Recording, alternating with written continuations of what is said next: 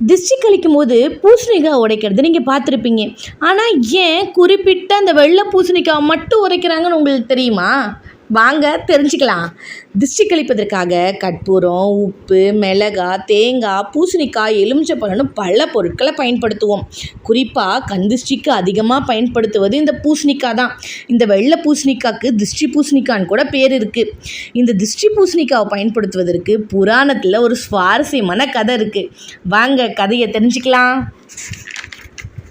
கூச்சமண்டன் அப்படிங்கிற ஒரு அரக்கன் தேவர்களை பல காலமாக துன்புறுத்தி வந்தான். அரக்கனோட துன்பத்தை தாங்க முடியாத தேவர்கள் திருமாலிடம் போய் முறையிடுறாங்க. தேவர்களோட கோரிக்கையை ஏற்ற திருமால் அவர்களை காப்பாற்றுறதுக்காக கூச்சமண்டனோட போரிட்டு பெருமாள் அவனை தோற்கடிக்கிறாரு. போரோட முடிவில் பெருமாளிடம் திருவடிகளை மண்டியிட்ட கூச்சமண்டன் என்னுடைய புகழ் எப்போதும் அழியாமல் இருக்கும் வரத்தை கேட்குறான்.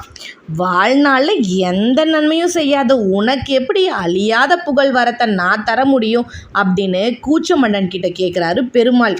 அதுக்கு கூச்சமண்டன் நான் இறந்த பிறகாவது எல்லாத்துக்கும் பயன்படும் வகையில் இருக்கணும்னு நினைக்கிறேன் கடவுளே அப்படின்னு சொல்கிறாங்க.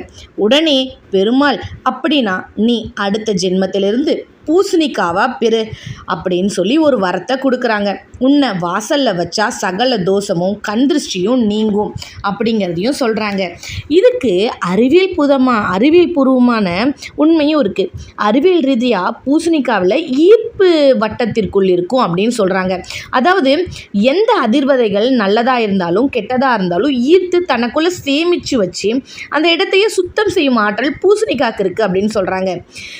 பூசணிக்காவை சுற்றும் போது முதல் சுற்றில் விட ரெண்டாவது மூன்றாவது சுற்றில் எடை அதிகரிக்கும்னு சொல்கிறாங்க. எப்படி நீங்கள் பூசணிக்காவை சுற்றி பார்த்துருக்கீங்களா? இனிமேட்டு பூசணிக்காவை சுற்றும் போதெல்லாம் நான் சொன்ன இந்த கதை உங்களுக்கு ஞாபகம் வரும்னு நினைக்கிறேன். இந்த மாதிரியான சுவாரஸ்யமான கதைகளை கேட்கணுன்னா நம்மளோட சேனலை சப்ஸ்கிரைப் பண்ணி வச்சுக்கோங்க.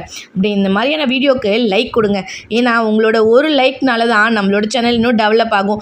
இந்த மாதிரி எனக்கு ஒரு நல்ல மோட்டிவேஷன் கிடைக்கும். ஸோ கண்டிப்பாக நம்மளோட சேனலை சப்ஸ்கிரைப் பண்ண மறந்துடாதீங்க. அப்படியே அந்த பெல் பட்டனை கிளிக் பண்ணி வச்சுக்கோங்க. இந்த வீடியோக்கு ஒரு சின்னதாக ஒரு லைக் கொடுங்க. தேங்க்யூ.